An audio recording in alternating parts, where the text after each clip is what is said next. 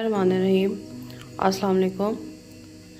आज मैं एक बड़ी डिफरेंट सी वीडियो लेके आई हूँ। कुकिंग से रिलेटेड है, लेकिन इसमें आज हम कुछ पकाएंगे नहीं, स्पेशली आज हम कुछ बनाएंगे ख़ास तौर पे। ये मैं लेके आई हूँ अपने व्यूवर्स के लिए कि घर में हम लोग मक्खन, जो होममेड मक्खन या देसी घी हम किस तरह से तैयार करते हैं। तो चलें अब इसकी रेसिपी को स्टार्ट करते हैं।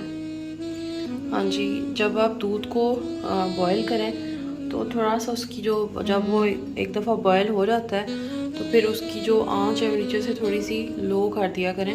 उससे ये होता है कि जो उसकी बलाई या क्रीम है वो बहुत अच्छे से बनती है।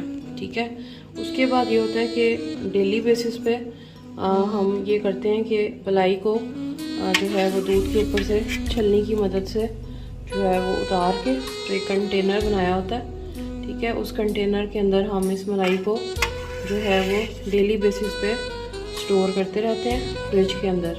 ठीक है, जो फ्रिज का नॉर्मल टेम्परेचर होता है उसके ऊपर हम इसको रखते रहते हैं।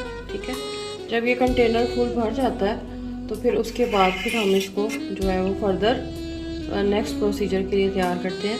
बिल्कुल ऐसे जिस तरह दही जमाई जाती है, बिल्कुल ऐसे ही जो है वो नेक्स्ट प्रोसीजर होता है जो मैं अब आपको दिखाने वाली हूँ। इस मलाई के अंदर जो है वो 2 टेबल स्पून जो है वो दही के ऐड करेंगे।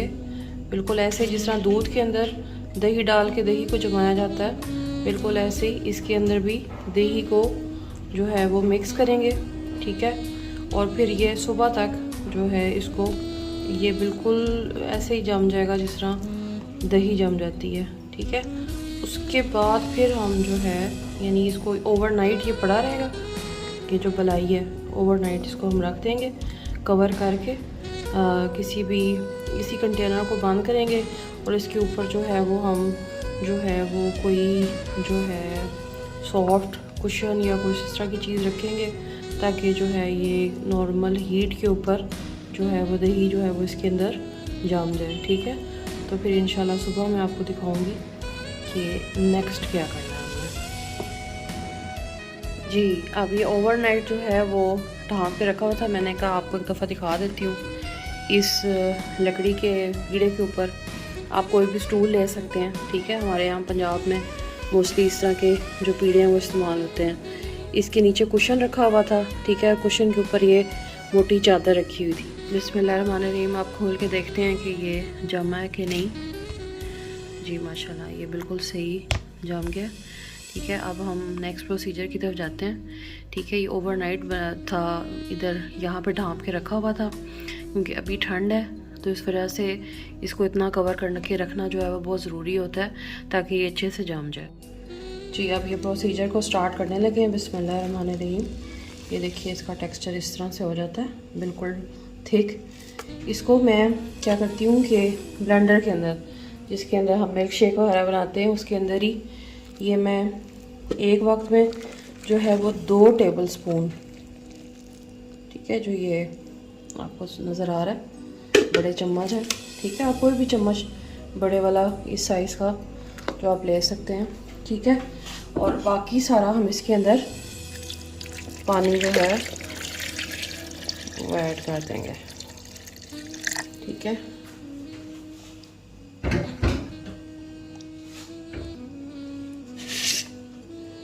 बिस्मिल्लाहिर्रहमानिर्रहीम।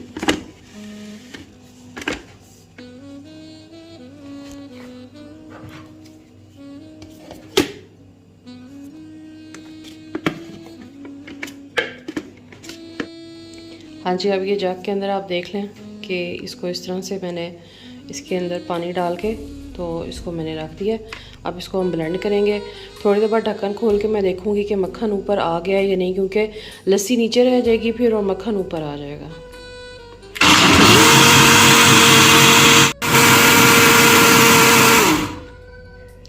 जी बिस्मिल्लाहिर्रहमानिर्रहीम, अब इसको खोल के देखते हैं। माशाल्लाह मक्खन जो है वो ऊपर आ चुका है। ठीक है, तो अब ये हम इसको निकाल लेंगे। ठीक है, मैंने एक साफ़ सी जो है वो बड़ी देचकी ली हुई है, इसके अंदर मैं इसको डालती जाऊँगी।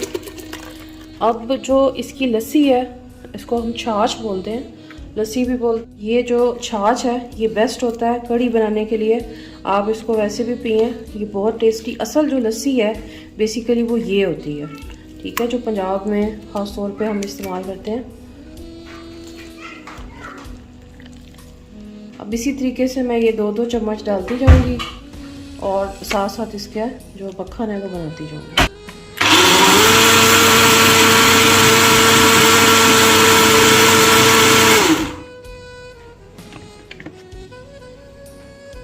यस,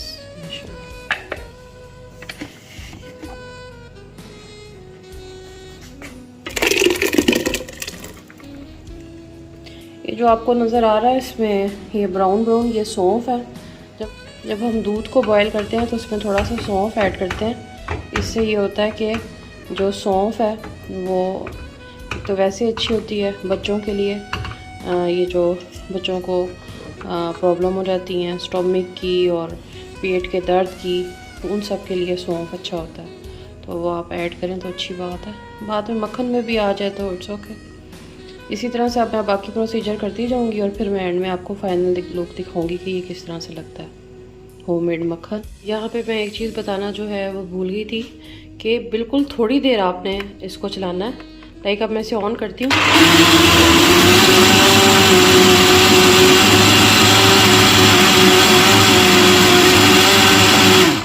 देखिए 1 मिनट से भी कम टाइम है, ठीक है। अब इसको खोल के देखते हैं तो ये देखें माशाल्लाह मक्खन जो है वो अलग हो गया और लस्सी अलग हो गई है। अगर आपको लगता है कि अभी ठीक तरीके से नहीं आया तो थोड़ी देर के लिए आप इसको कवर करके 1-2 सेकंड के लिए घुमा सकते हैं, ठीक है। अच्छा, पहले यही काम जो है वो चाटी में बुला के किया जाता था, मशीन्स आ गई बाद में। अगर बहुत ज़्यादा आपके घर में गाय भैंसें हों तो फिर तो ऑब्वियसली आप बड़े बर्तन में ही करें और उसके लिए स्पेशल एक वो मशीन मिलती है, उसके ज़रिए आप उसको जो है वो मक्खन को जो है वो निकाल लेते हैं। लेकिन जो घर में ज़ाहिरी बात है जितना दूध होता है हमने उसके अंदर ही जो है वो काम को करना होता है, तो हम जो है बेहतर यही होता है कि आप सिंपल ब्लेंडर लेके उसके अंदर जो है मक्खन को निकाल लें, ठीक है। ये देखिए माशाल्लाह अब ये लस्सी बन गई है। इसकी इंशाल्लाह मैं सुबह कढ़ी बनाऊंगी। मुझे याद है जब हम छोटे छोटे हुआ करते थे तो हमारे घर में उस टाइम काफ़ी ज़्यादा जो है वो दूध आया करता था, तो नेबर्स में सब ने बुकिंग्स करवाई होती थी मेरी मदर को कि जब आपने लस्सी बनानी है तो आपने मक्खन बनाना है तो आपने हमें लस्सी ज़रूर देनी है। तो मेरी अम्मी क्या किया करती थी, फिर जो लस्सी का जग होता था वो कहती थी नहीं अब खाली लस्सी देते तो नहीं ना अच्छा लगते, तो वो साथ साथ जो है वो मक्खन भी डाल दिया करती थी। जो पहले टाइम के लोग थे मेरे ख्याल में शायद इसीलिए बरकत ज़्यादा थी चीज़ों में कि लोगों के दिल बड़े थे। अब जैसे जैसे लोगों के दिल छोटे हुए हैं, लोग कंजूसी की तरफ आए हैं, तो चीज़ों में से बरकत भी उठ गई है।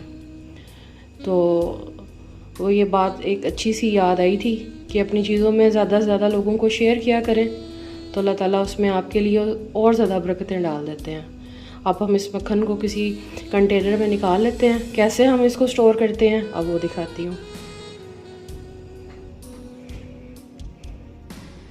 जब भी मक्खन को जो है वो आप फ्रिज में स्टोर करके रखें तो कोशिश करें कि जो बर्तन है वो प्लास्टिक का नहीं होना चाहिए, क्योंकि जो प्लास्टिक का बर्तन होता है उसमें उसकी स्मेल चली जाती है। बिस्मिल्लाहिर्रहमानिर्रहीम। अब मैं मक्खन को जो है वो ऐसे इकट्ठा करती जाऊंगी। इसमें से जो है वो लस्सी को हम निचोड़ते जाएंगे, ठीक है। ये क्योंकि गाय के दूध से बना है तो इसलिए आपको नज़र आ रहा है कि इसका कलर जो है वो येलो है।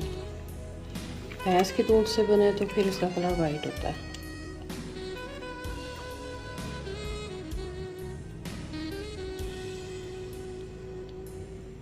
जी, लस्सी में से मैंने सारा जो है मक्खन जो है वो अपने कंटेनर में जो है वो डाल दिया है, ठीक है। इस लस्सी को हम वेस्ट नहीं करेंगे, हम तो सुबह इसकी कढ़ी इंशाल्लाह बनाएंगे। वैसे आप इससे बाल भी धो सकते हैं, पी भी सकते हैं, एज अ ड्रिंक भी ये बहुत ज़्यादा हेल्दी। बालों को धोने के लिए इसका ये टिप है कि अगर आप इस लस्सी से बालों को थोड़ी देर बालों को इसमें भिगो के रखें, यानी किसी बाउल में डाल लें और फिर उसके अंदर जो है वो अपने बाल जो हैं वो वॉश बेसन के ऊपर जाके तो आप इसमें भिगो के रखें, फिर उसके बाद आप उनको वॉश ऑफ कर लें तो ये आपके बाल जो हैं वो बहुत ज़्यादा घने, स्याह, चमकदार और जो है वो आपका जो हेयर फॉल है वो भी इससे कंट्रोल होगा। और अगर आपको डैंड्रफ का इशू है तो वो भी आपका इससे ठीक हो जाएगा। ये होममेड मक्खन जो है वो तैयार है। ठीक है, इसको मैंने कंटेनर में रख लिया। आप इसको ब्रेड पे यूज़ करें, पराठे बना के खाएं, जैसे मर्ज़ी इसको एंजॉय करें। ठीक है, इवन दैट आप इससे फेशियल भी कर सकते हैं। जो होममेड मक्खन होता है वो बहुत ज़्यादा न्यूट्रिशियस होता है, उस ऑर्गेनिक होता है, उसमें बहुत सारे ऐसे, क्योंकि ये केमिकल फ्री होता है। सबसे बड़ी जो बात है इसकी वो ये है कि ये केमिकल फ्री है। आई होप आप लोगों को अच्छा लगा होगा मेथड कि किस तरीके से हम घर में शॉर्ट वे में हम जो है वो फ्रेश बिल्कुल जो है वो मक्खन तैयार कर सकते हैं। ठीक है, I hope you like my video. Please मेरे चैनल को सब्सक्राइब कीजिएगा। Thanks for watching. Take care. Allah हाफिज़।